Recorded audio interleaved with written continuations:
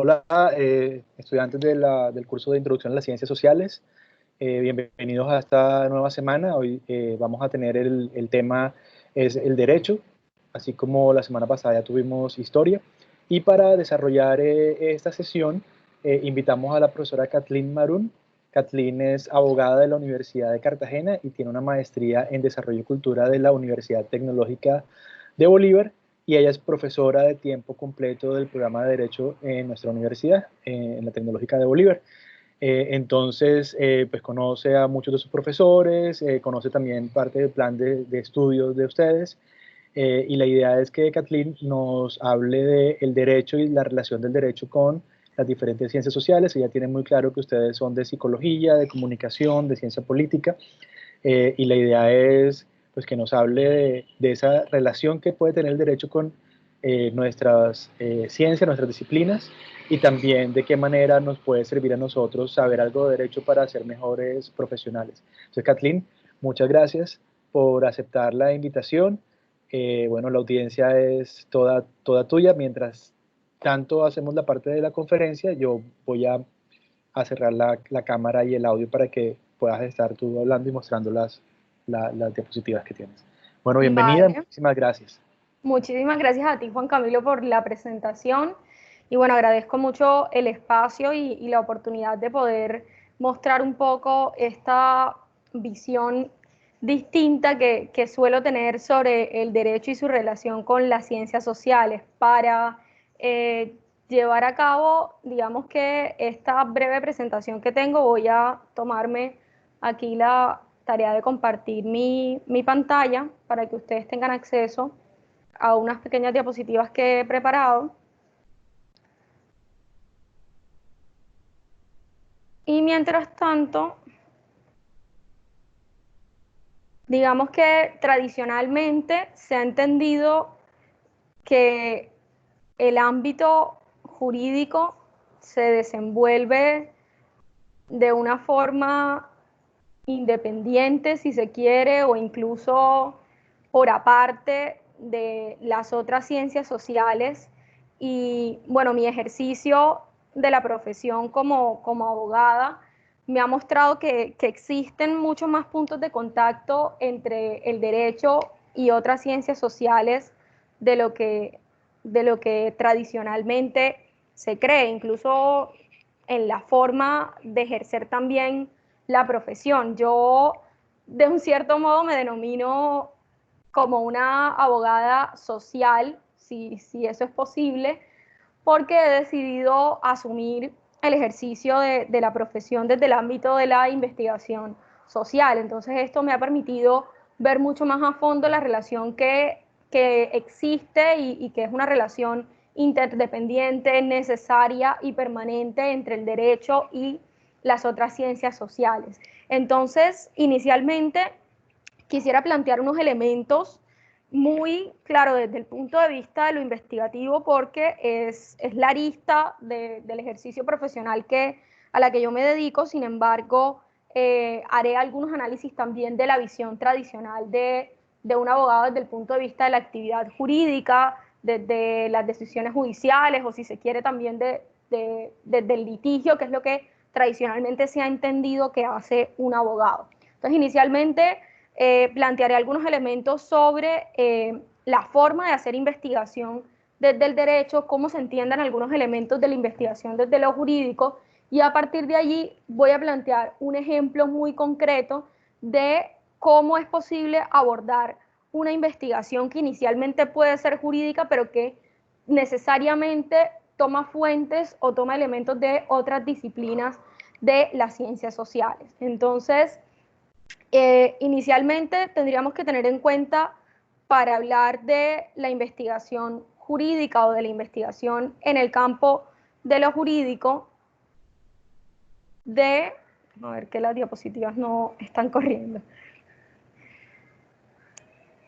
de estos elementos. Digamos que en términos de las ciencias sociales tenemos unos paradigmas, unos tipos de investigación, unos métodos. En el caso del derecho, y hablando concretamente de la investigación jurídica, nos centramos principalmente en que existe un paradigma teórico y un paradigma sociojurídico. Cuando hablamos de un paradigma teórico nos estamos refiriendo a ese tipo de estudios o investigaciones sobre el derecho que se centran en elementos dogmáticos, si se quiere, es decir, en entender, por ejemplo, una figura jurídica, cuál es el sentido o el alcance de una norma, pero a partir del significado o de la intención misma de la norma. Es decir, estos son investigaciones o estudios que yo puedo hacer desde un punto de vista documental, si se quiere, analizando un texto normativo. Yo tomo, por ejemplo, el Código Civil y entonces yo, a partir de este paradigma teórico, quiero enfocar mi investigación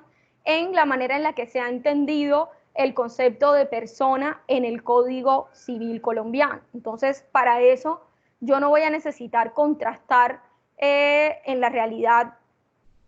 qué es lo que piensa una persona sobre ese concepto del derecho civil, porque lo que me interesa saber es cómo ese concepto se ha reflejado o se ha, digamos, determinado o establecido en el Código Civil colombiano. Entonces es una investigación eminentemente de tipo teórico, mientras que, por otro lado, existe dentro del paradigma jurídico otra posibilidad también de abordar problemas que pueden ser jurídicos, pero que muestran un punto de contacto muy importante con otras ciencias sociales. Normalmente, en el ejercicio del derecho o incluso en el estudio de muchas disciplinas, de muchas materias, si se quiere, de muchas ramas del derecho, el abordaje que se hace de los problemas es muy teórico, es decir, nos centramos en analizar los contratos, cuáles son los elementos de los contratos, los requisitos de los contratos, procesalmente, qué se tiene que hacer para poder tener la validez de un contrato, para declarar la nulidad de un contrato, etc. Si lo planteamos desde ese punto de vista, resulta muy teórico el asunto, pero digamos que el estudio del derecho y la investigación jurídica no se limita únicamente a ese ámbito, que es lo que tradicionalmente se ha entendido que se hace desde lo jurídico, sobre todo dando una mirada desde otras disciplinas, ya ni siquiera desde las ciencias sociales. Entonces, esta otra posibilidad la brinda el paradigma sociojurídico, a partir del cual nosotros vamos a venir a meter, digamos, en juego ya no solamente una norma, una disposición normativa, un código, una constitución, en el sentido formalmente hablando, sino que también vamos a tener en cuenta cómo esa norma se relaciona con los sujetos a los que en teoría pretende regular. Entonces aquí lo que vamos a tener en cuenta más que todo son las dinámicas que se derivan de la aplicación de eso que las normas de algún modo establecen. Entonces, por ejemplo, para la investigación jurídica va a ser importante entender cuál es el efecto que tienen las normas sobre las personas que, digamos, son los sujetos normativos que están siendo regulados a partir de esos textos. Entonces, en ese sentido, vamos a tener que dentro del derecho se puede hacer una investigación básica y una investigación aplicada. Generalmente la investigación básica va a estar amarrada del paradigma teórico, en tanto que la investigación aplicada va a reflejarse desde asumir un problema de investigación desde el paradigma sociojurídico. Entonces aquí es donde yo quiero hacer el énfasis para poder mostrarles de forma un poco más clara cómo es posible entender el derecho en perspectiva interdisciplinaria, no solamente con otras disciplinas de las ciencias sociales, sino también con otras disciplinas de las ciencias incluso exactas. Entonces, vamos a tratar de mostrar aquí unos elementos muy superficiales acerca del paradigma sociojurídico para mostrarles de pronto de un modo un poco más ejemplificado cuáles son esos posibles temas que puede abarcarse en un estudio sociojurídico del derecho. Entonces tenemos que, por ejemplo, en el caso de la sociología jurídica, que hace parte de este paradigma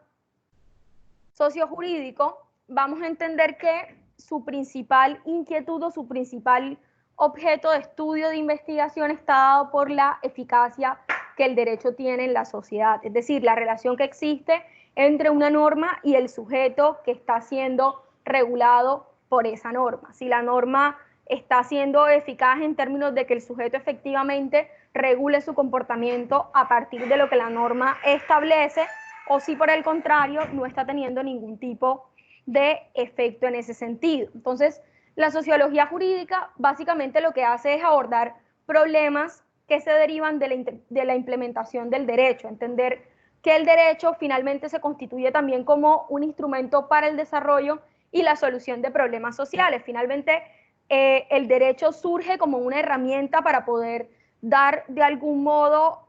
orden a la forma en la que se venían o se desarrollan las relaciones entre los individuos. Entonces,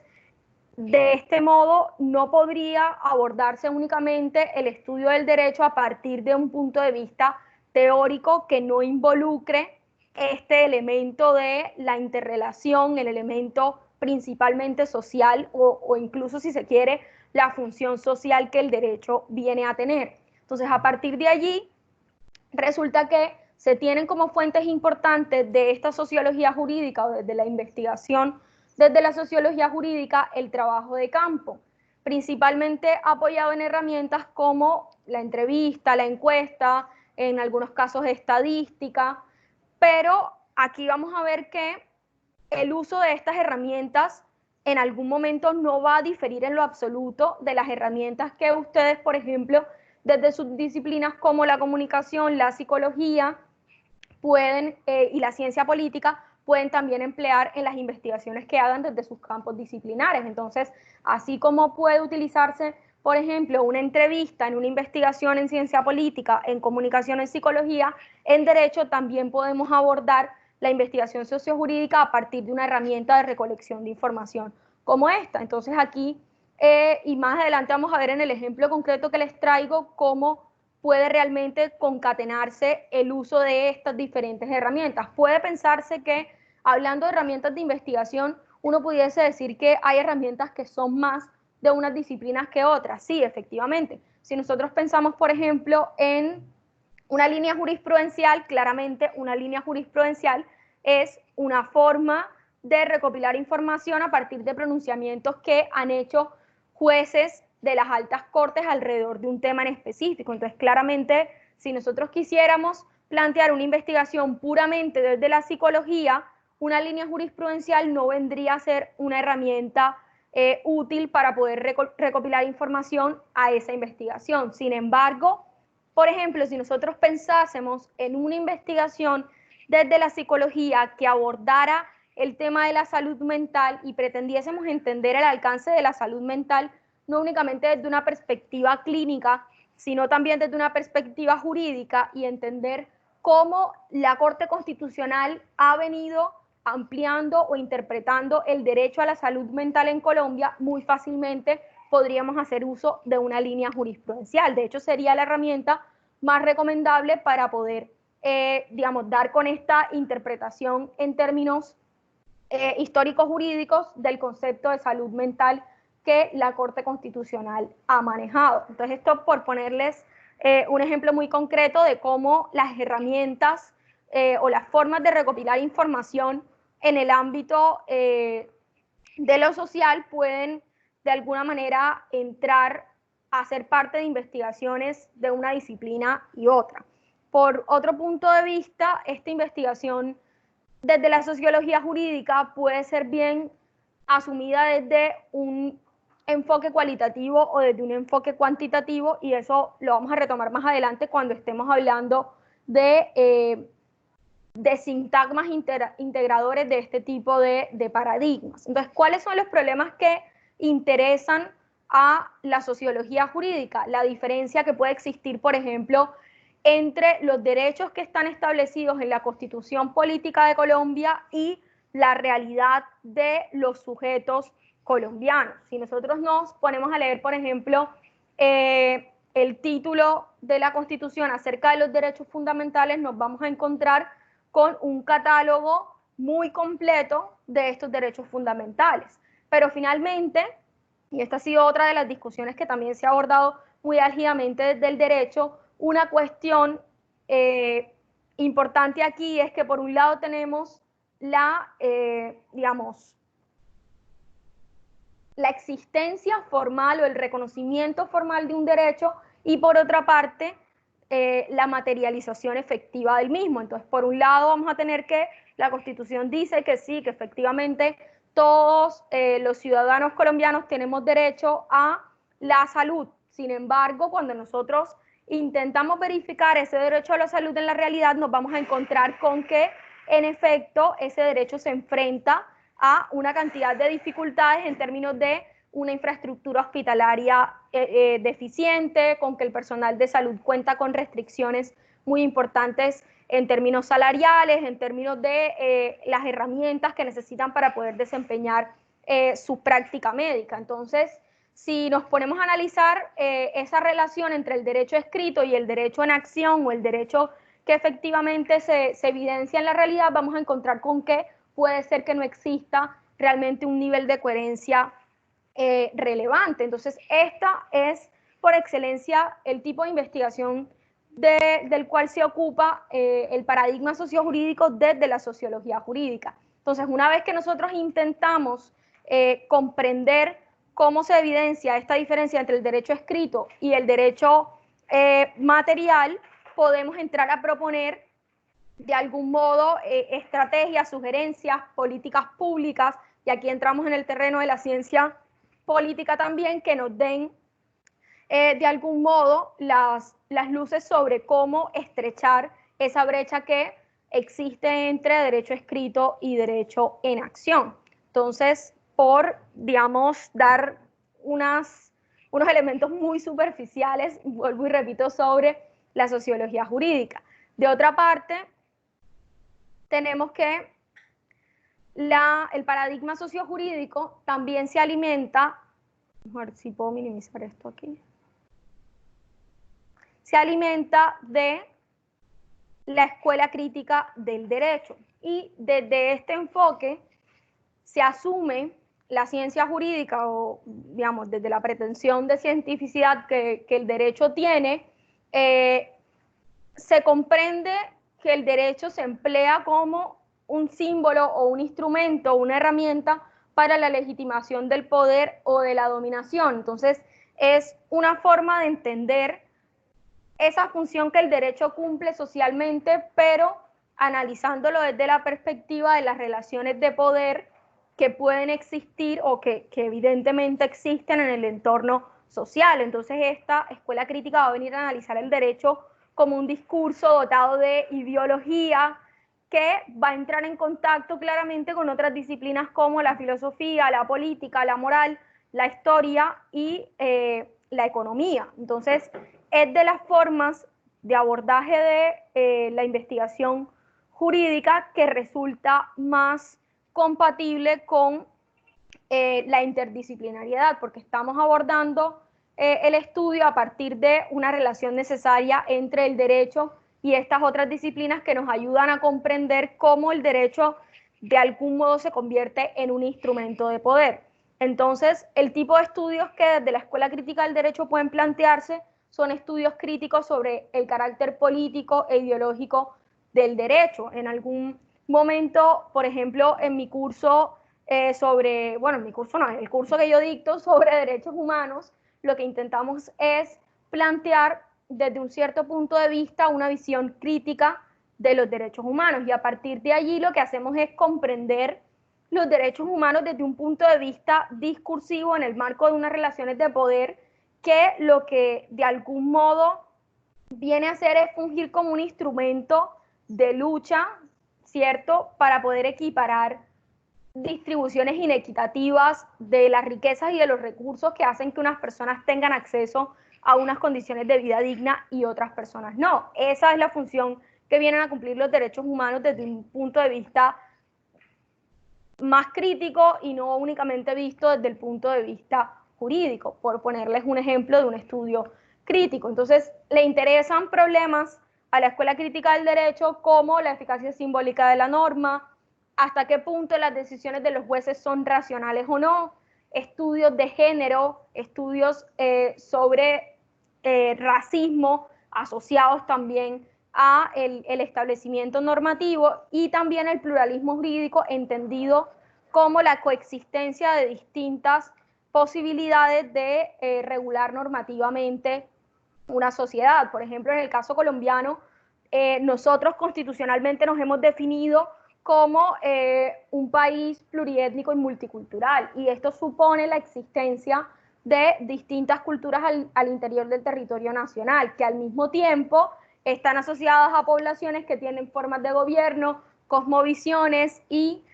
distintas maneras de organizarse socialmente que no necesariamente obedecen a la posición mayoritaria del territorio nacional. Entonces ese pluralismo jurídico nos obliga a, de algún modo, aceptar que existen otras formas de regular la conducta de los individuos, que no solamente es el derecho propiamente impartido por el Estado. Es decir, que en un resguardo indígena puede que, en definitiva, el jefe de esa comunidad pueda imponer otro tipo de castigos que no necesariamente están de la mano con la reclusión en un centro penitenciario, por ejemplo. Entonces, a eso obedece un poco este estudio del pluralismo jurídico que aborda la escuela crítica del derecho. Entonces, si nosotros vamos a entender, por ejemplo, el tema del pluralismo jurídico, necesariamente vamos a tener que tomar de la mano a las disciplinas de la sociología y de la antropología para comprender por qué existen estas diferencias culturales en el territorio nacional, si queremos poner otro ejemplo. Entonces, aquí viene un poco, digamos, la propuesta que yo intento hacer a partir de esta comprensión interdisciplinar del ejercicio del derecho o incluso del abordaje investigativo de lo jurídico. Yo he intentado de alguna manera dar una mayor promoción, si se quiere, como intentando hacerle publicidad a esta forma de hacer investigación que busca de alguna manera proponer un sintagma o más bien una integración entre lo que tradicionalmente se ha entendido como métodos o enfoques antagónicos. Por un momento, digamos que ha existido esta idea de que las ciencias sociales se abordan únicamente desde un enfoque cualitativo y las ciencias exactas se abordan desde esta idea de lo cuantitativo, y que necesariamente el empleo de un enfoque u otro es excluyente. La idea de una investigación holística precisamente lo que propone es integrar en el quehacer investigativo ambos enfoques, permitiendo de alguna manera dar una mayor solidez argumentativa a las respuestas que nosotros pretendemos dar a esas preguntas de investigación. Y esto es algo que no únicamente se aplica al campo de lo jurídico, sino que es aplicable a todas las disciplinas de las ciencias sociales en general. Es decir, si nosotros pretendemos de algún modo comprender, que es una de las pretensiones que tienen las ciencias sociales finalmente, antes que explicar, es comprender los fenómenos, es importante que comprendamos al mismo tiempo que esos fenómenos se estructuran a partir de una característica común, que es la complejidad. Si nosotros quisiéramos abordar un problema de investigación o un fenómeno como la pobreza, el conflicto, el hambre, por ejemplo, tenemos que hacerlo necesariamente desde la idea de que son problemas complejos. Y esa complejidad supone que en algún momento vamos a tener preguntas complejas que al mismo tiempo van a demandar respuestas igualmente complejas de nosotros como investigadores de las ciencias sociales, desde el campo de la comunicación social, desde la ciencia política, desde la psicología y desde el derecho. Ese abordaje que nosotros vamos a hacer sobre la pobreza, por ejemplo, no lo podemos hacer únicamente desde el punto de vista económico. Ya muchas discusiones han habido alrededor sobre la pobreza como un asunto multidimensional, un asunto también ligado a lo político.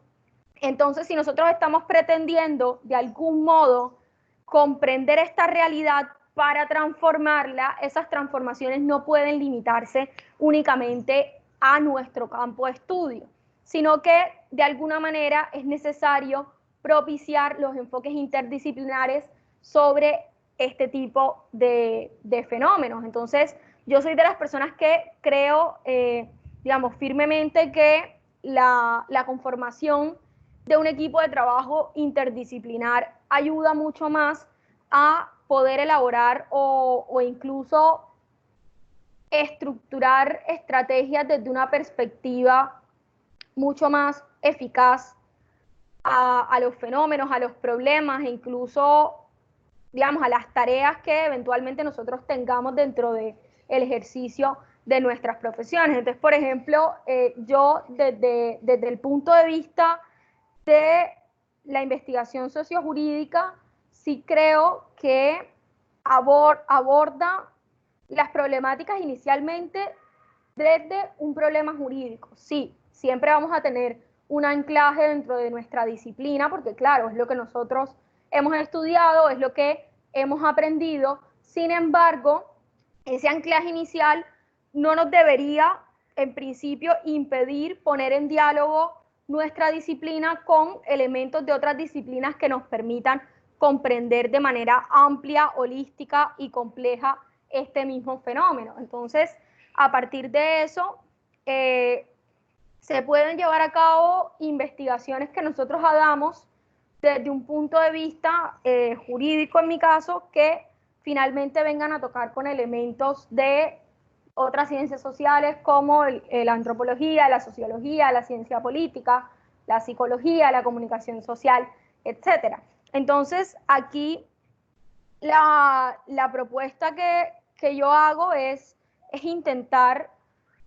incorporar este enfoque holístico, pues no solamente para el ámbito de la investigación, sino también para el ámbito de la comprensión y del ejercicio crítico diario de,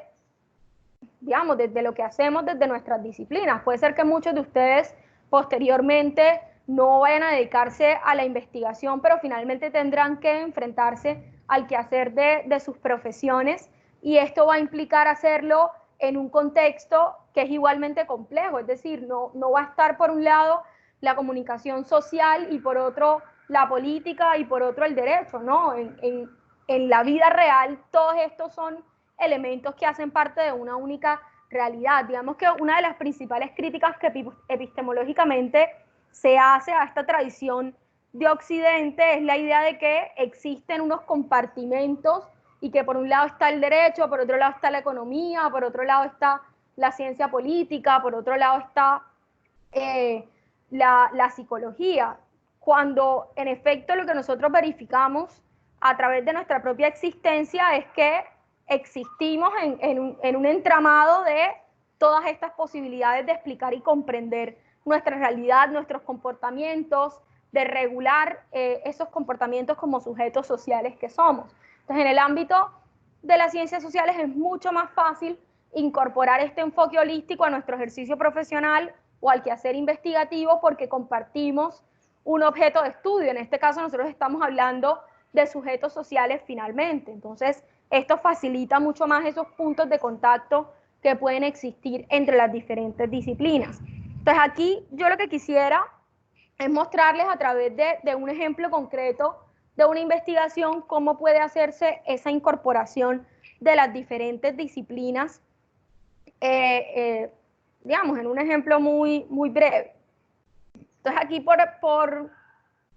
ejemplo, yo intento mostrarles un ejercicio que en algún momento pude realizar con un equipo de investigación bastante interdisciplinar. En ese momento estábamos trabajando en un equipo de economistas, trabajadores sociales y abogados sobre el derecho a la soberanía alimentaria en algunas comunidades en Montes de María y cómo este derecho de alguna manera se veía afectado por la presencia de monocultivos y proyectos agroindustriales en esta subregión. Entonces era un equipo de investigación bastante amplio que abordaba una única temática, pero desde perspectivas interdisciplinares que intentaban dar respuesta a una única pregunta. Entonces, en este caso, por hacerlo de manera muy resumida y concreta, lo que buscábamos entender era cómo la presencia de esos monocultivos, concretamente los de palma de aceite, en esta zona del Caribe colombiano, habían afectado los derechos a la soberanía y a la seguridad alimentaria de comunidades campesinas y étnicas aquí en esta subregión. Entonces, inicialmente podría decirse que esto es una investigación que parte de un sustrato sociojurídico, porque lo que queremos ver es en la realidad cómo se materializa el derecho a la soberanía y el derecho a la seguridad alimentaria en un contexto específico. Entonces aquí claramente es una relación entre un derecho positivizado normativo y lo que sucede en la realidad. Entonces, para nosotros poder verificar cómo esos derechos se materializaban, si estaban siendo afectados o no, teníamos que echar mano de muchos otros elementos extrajurídicos la mayoría del tiempo para entender en qué nivel se habían dado esas afectaciones. Entonces aquí yo he intentado hacer como un resumen muy esquemático del asunto, pero básicamente lo que intentábamos era responder estas tres preguntas principales. Si nosotros queremos conocer la afectación, estoy escuchando un eco. Creo que habría que silenciar el otro micrófono. Entonces, les decía que si en este caso nosotros queremos conocer la afectación que ha causado la presencia de estos cultivos en esta región específica para poder dimensionar en qué modo ha ocurrido esa afectación, primero tenemos que tener clara cómo ha sido la presencia de estos monocultivos en el territorio, es decir, cómo se compone la presencia de monocultivos y proyectos agroindustriales en esta subregión. Es decir, si, de qué manera se ha dado esa expansión de los monocultivos, cuáles han sido las dinámicas agrícolas, desde cuándo estamos hablando que inició la presencia de esos monocultivos en el territorio, cuáles eran las condiciones sociales, económicas y políticas que dieron lugar a que empezaran a implementarse este tipo de formas productivas en esta subregión. Entonces, esto eran preguntas que necesitábamos responder antes de poder pensar en una afectación a los derechos. Luego de esto, teníamos que preguntarnos necesariamente cuál era el sentido y el alcance normativo de esos derechos que estábamos cuestionándonos sobre soberanía y seguridad alimentaria. Es decir, si yo quiero saber en qué punto un derecho ha sido afectado, tengo que comprender inicialmente cuál es el alcance de ese derecho, qué es lo que efectivamente ese derecho busca proteger. Entonces, para eso tenemos que echar mano de interpretaciones jurisprudenciales, de cuerpos normativos, del núcleo esencial de protección de esos derechos. Para eso yo tengo que saber cuál es el concepto de soberanía alimentaria, etc. Entonces, finalmente, sabiendo o teniendo un panorama claro acerca de la presencia de estos monocultivos en la región, cómo ha sido la dinámica de expansión, desde qué momento han empezado, cómo se compone el territorio del que estamos hablando, cómo es la gente, etcétera, y sabiendo cuáles son las dimensiones o aristas de esos derechos, yo puedo verificar efectivamente a través de, ya veremos unas herramientas de recopilación de información, cómo han afectado estos monocultivos a los derechos que estamos discutiendo aquí. Entonces, particularmente la pregunta sobre cómo se compone la presencia de monocultivos y proyectos agroindustriales en esta subregión, nosotros podemos responderla o debemos responderla necesariamente desde la economía, haciendo uso, por ejemplo, de bases de datos sobre producción agrícola, desde la historia, entendiendo que esta presencia no se ha dado de generación espontánea, es decir, han habido todos unos sucesos históricos, políticos y socioeconómicos que han dado origen a la expansión de estos cultivos en esta zona. Entonces aquí necesariamente tenemos que hacer un estudio histórico que nos permita comprender las dinámicas de expansión de esos cultivos. Al mismo tiempo, también tendremos que echar mano de la ecología y de la biología para entender que existen dentro de ese ecosistema o dentro de ese bioma unas relaciones entre unos cultivos de carácter permanente y unos cultivos de carácter transitorio, etc. Esto por intentar explicarles un poco cómo sería necesario abordar desde otras disciplinas esta pregunta. Entonces, aquí yo les pongo un ejemplo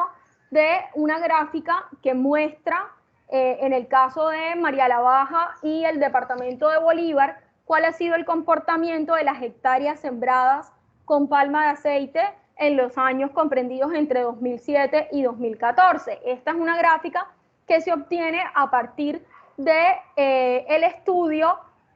de una base de datos de producción agrícola que realiza Agronet. Entonces esto, en teoría y en principio, no lo podría hacer un abogado, no lo podría hacer un psicólogo, no lo podría hacer un comunicador social, no lo podría hacer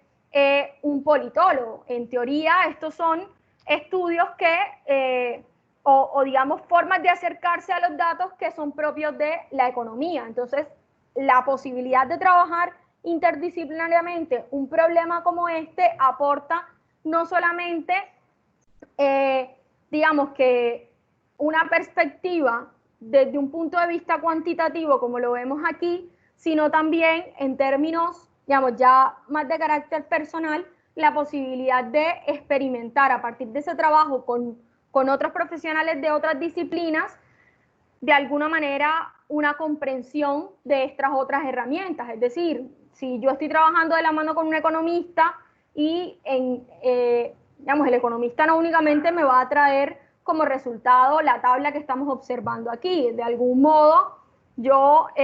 bueno, también un poco desde la inquietud investigativa que genera también todo esto, pues uno pregunta, bueno, ¿y qué significa esto? ¿Cómo se interpreta esto? ¿Cómo llegamos a estos resultados? Y allí también se va produciendo una experiencia de generación de un conocimiento interdisciplinar. Muy probablemente la persona que lo hace desde el punto de vista de la economía lo hace con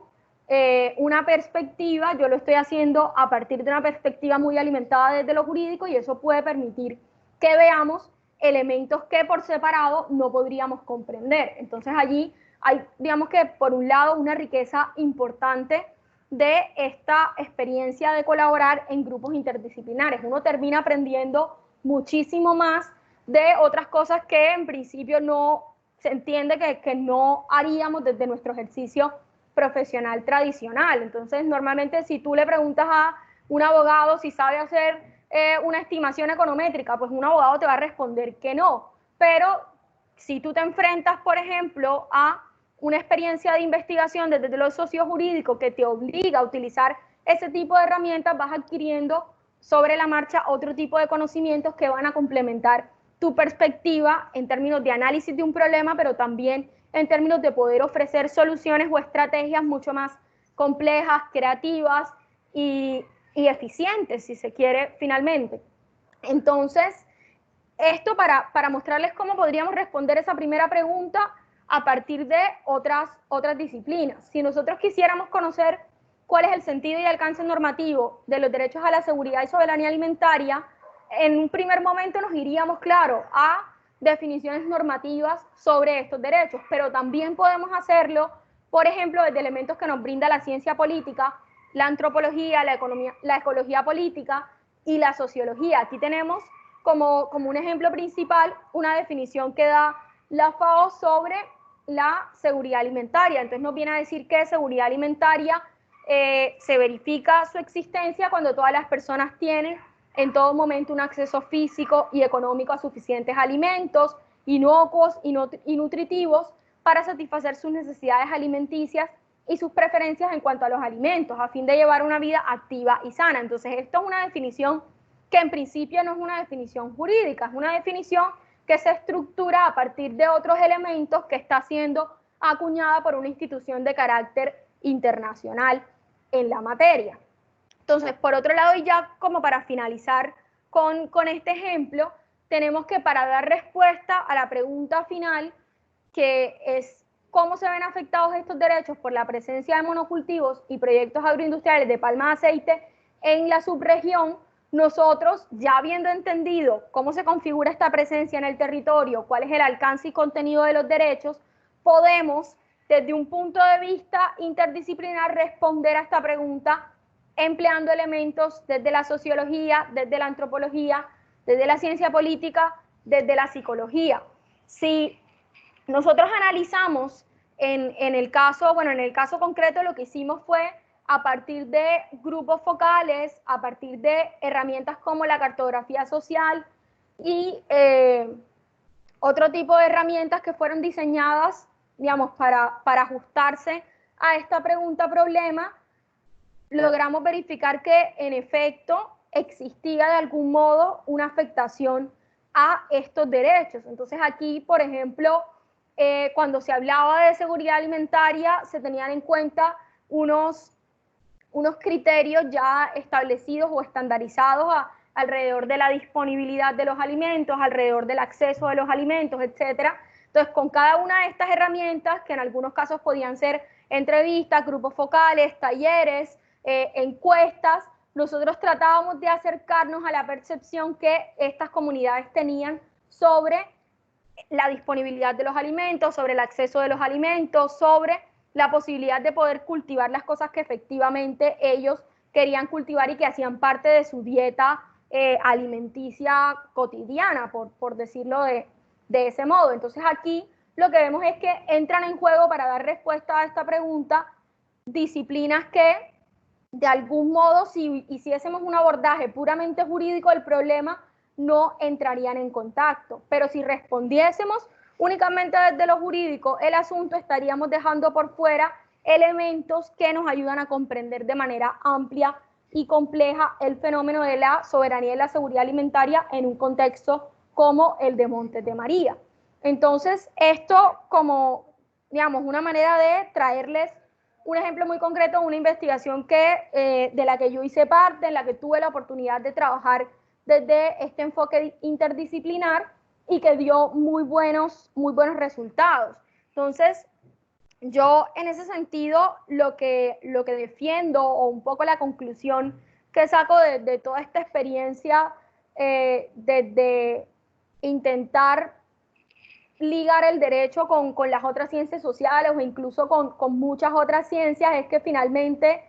un abordaje interdisciplinar de los fenómenos nos permite comprender no solamente de forma más amplia las situaciones para dar respuestas más acertadas y soluciones más efectivas, sino también posibilitar transformaciones más creativas de la realidad que nos rodea, porque en teoría o yo creo que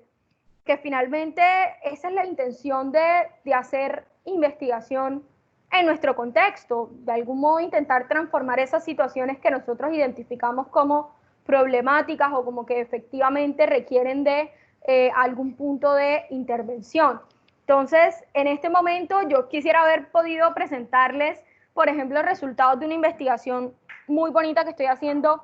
ahora mismo y que por el tema de COVID no hemos podido,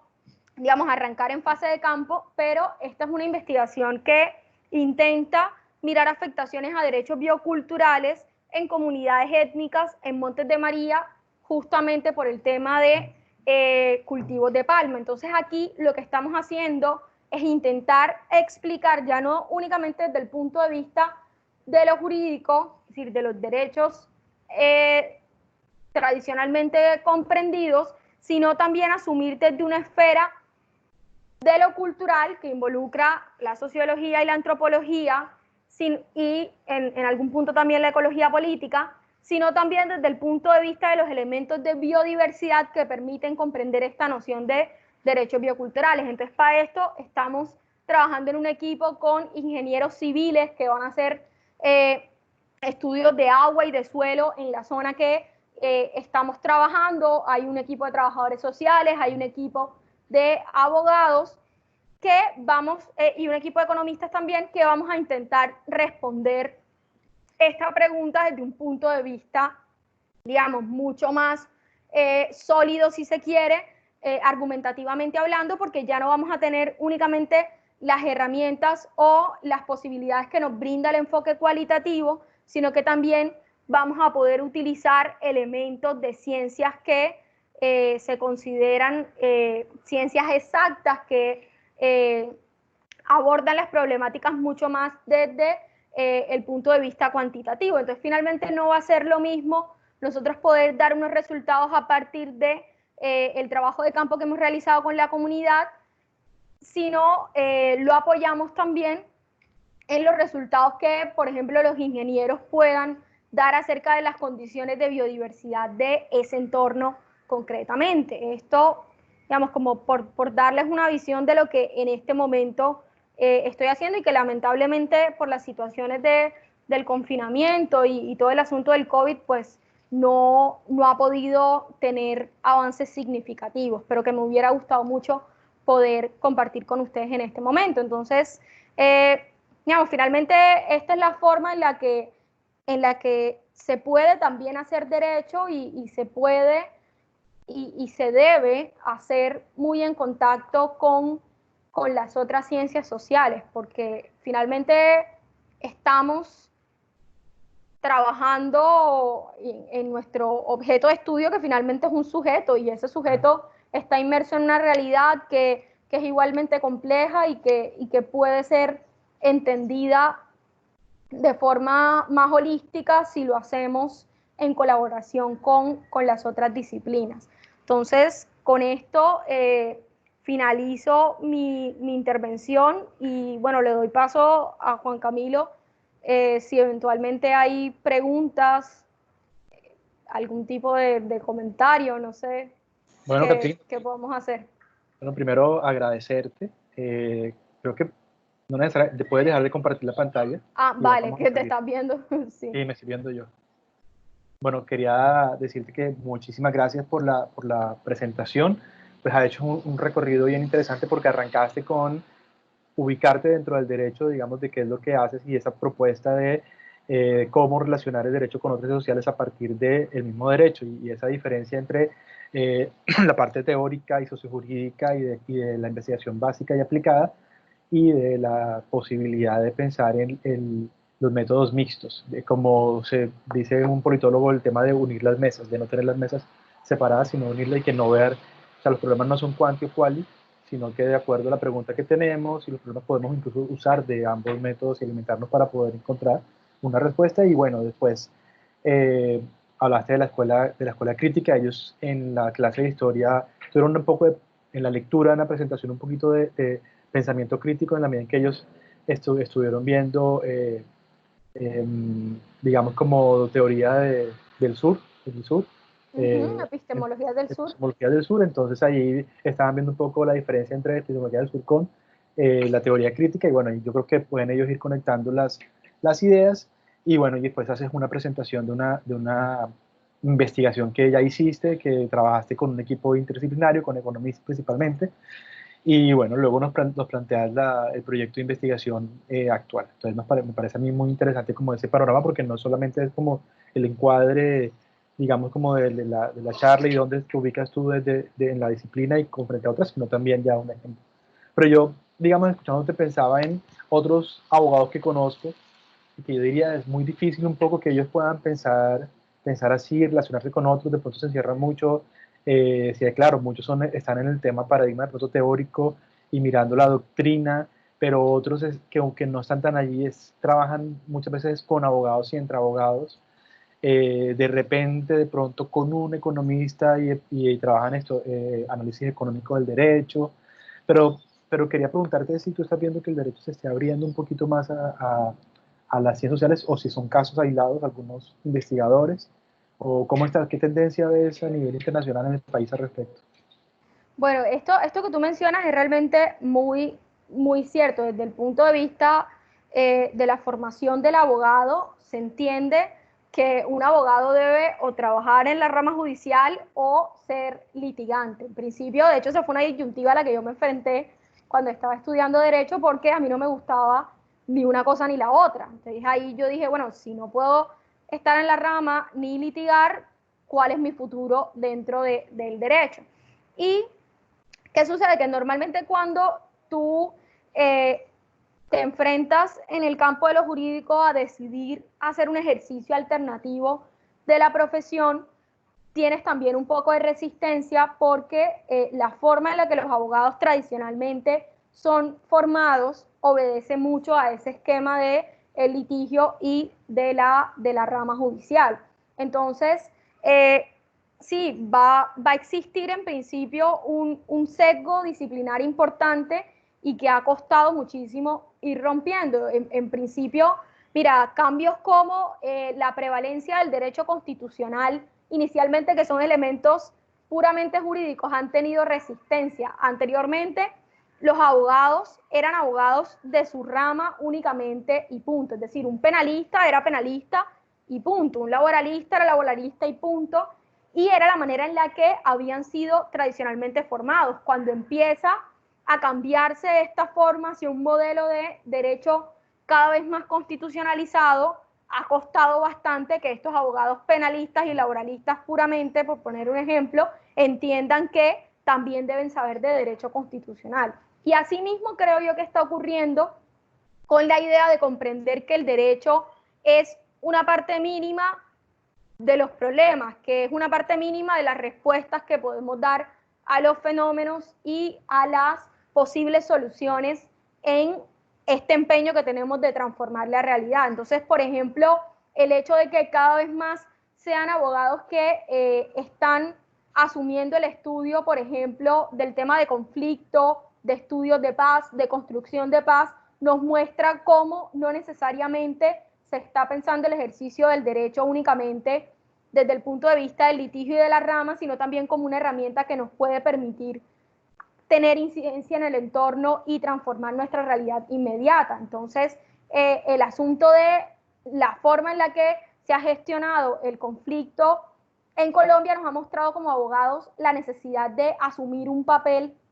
importante en la gestión y en la transformación de esa realidad. Y eso nos obliga a desprendernos desde una perspectiva puramente jurídica y tienes que entrar a dialogar necesariamente con otras disciplinas. Entonces, yo creo que el cambio más importante se debe producir no únicamente con los abogados que ya están formados, sino en este momento en el que nosotros estamos teniendo la oportunidad de incidir, es decir, en la formación de estas generaciones que ahora mismo están pasando por las aulas de la UTB y de todas las universidades, de todas las facultades de Derecho en el país. Mostrar la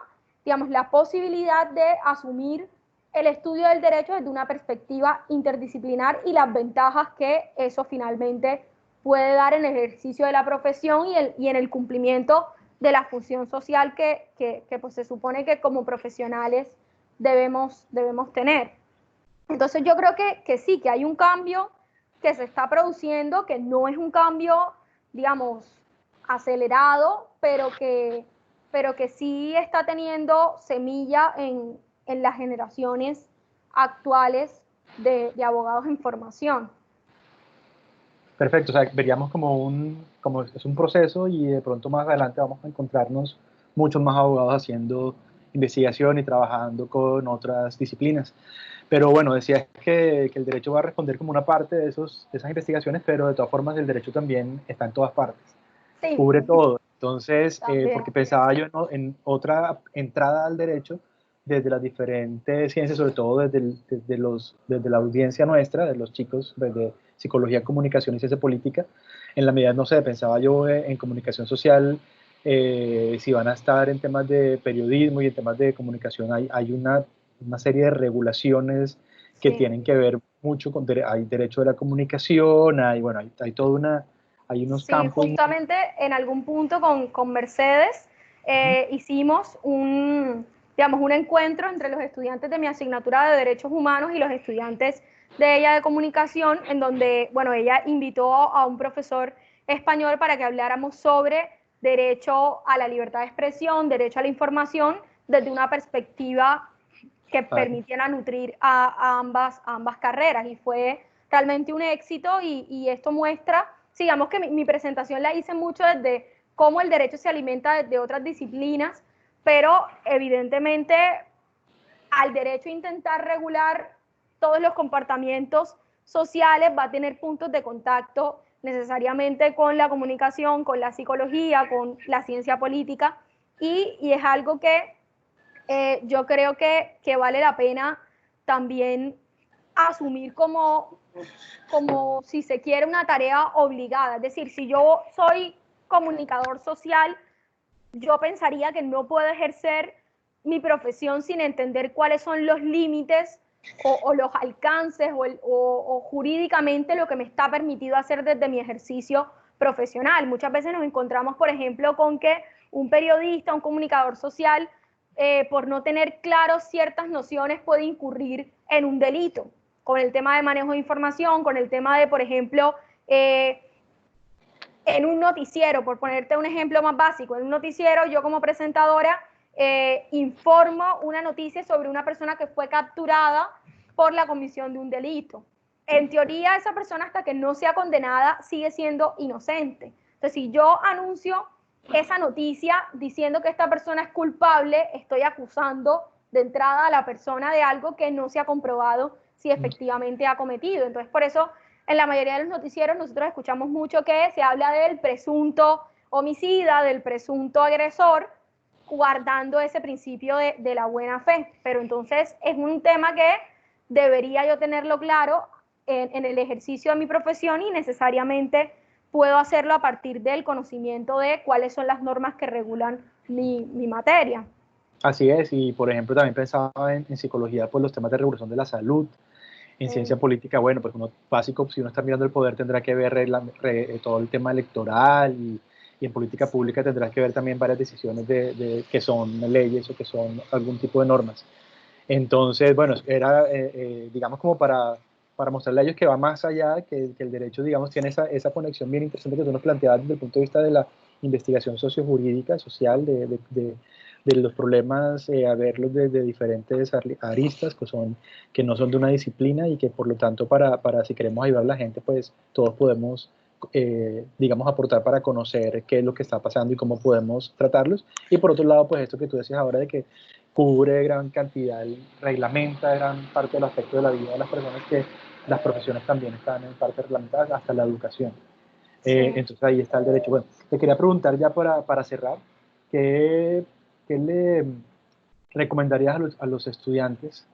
de qué podrían estudiar ellos? No necesariamente de pronto un posgrado o algún curso o de la misma universidad. O sea, ¿qué podrían ellos estudiar un poco para tener esa mirada eh, del derecho y acercarse un poquito más a poder trabajar fácilmente luego con un abogado? Bueno, yo creo que eso también va a depender mucho de la disciplina que ellos estén estudiando, pero también de cuál es el enfoque que quieran darle. Y precisamente teniendo en cuenta que el derecho te da un amplio abanico de posibilidades. Yo, por ejemplo, ¿qué te diría? Hacer un posgrado en derecho lo veo un asunto bastante complejo, porque tendría, digamos que en principio,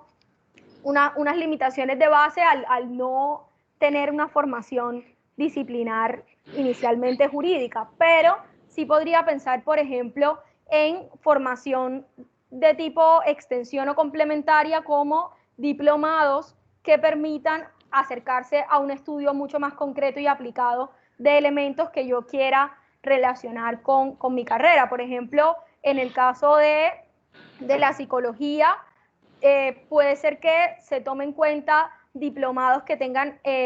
como elemento principal la seguridad social. Hay muchos psicólogos, sobre todo el enfoque que tiene psicología de la UTB, que está asociado al tema de la cultura organizacional y todo el tema de lo organizacional, que está muy ligado a asuntos de seguridad social.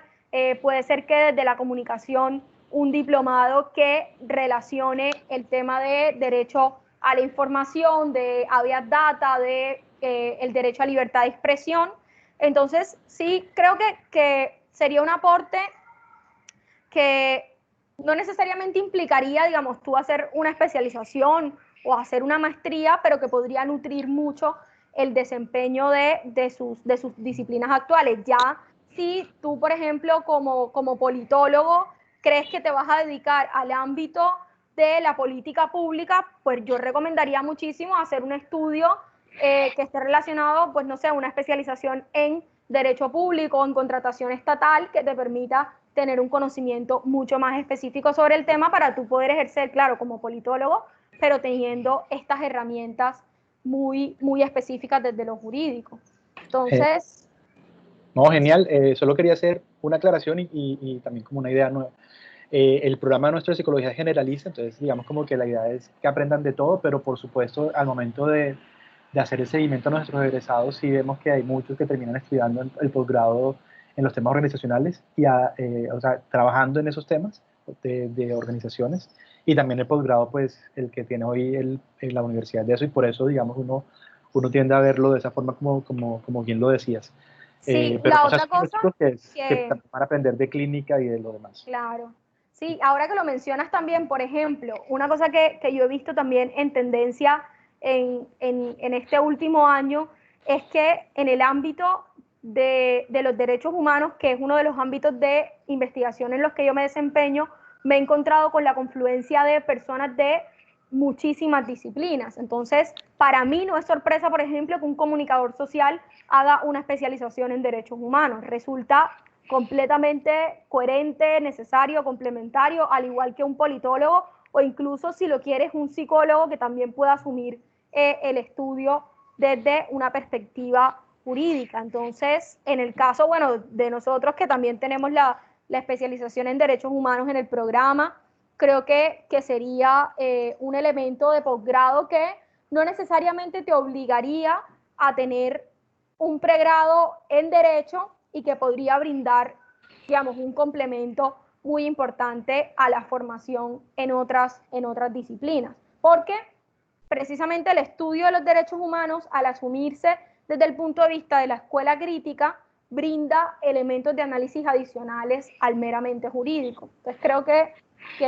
sí sería una muy buena recomendación. Genial, esa era mi otra idea que iba a decir, y es, bueno, tenemos una especialización ya en derechos humanos en la UTB,